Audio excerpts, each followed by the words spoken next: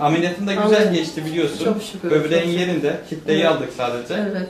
Bayağı da iyileşmişsin, geziyorsun artık. Geziyorum. Öksürük vardı. Öksürükten sonra mecburen doktora gitmek zorunda kaldım. Çıktık. Çok da ağrı yapmadı. Aşırı ağrı yapmadı ama sıkıntı verdi. Sıkıntı verince mecbur kaldım. Doktora gittim en son.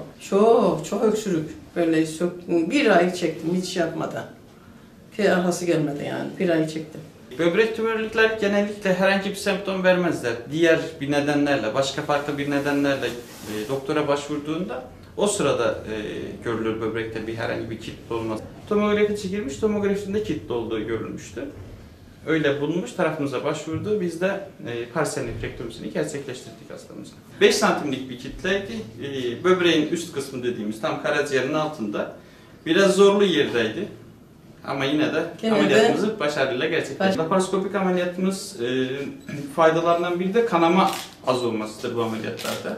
Her şeyimiz görüntü altında olduğumuz için kanamalarda kontrol etmemiz çok daha kolay olur. Dikkat etmesi gereken dediğim gibi bol su içecek, tuzlar az biraz tüketecek. Tam tuzsuz yesin demiyoruz tabii ki de. Sana bir iyi gelecek, o zaman kontrole geleceksiniz. Tamam? Tamam. Böbreğin korumanın tek yolu sudur. En çok su içecekseniz günlük 2,5 litre. Tuzlardan biraz daha kaçmak lazım. Özellikle ilaçları hekim kontrolü olmadan kabul etmemek lazım.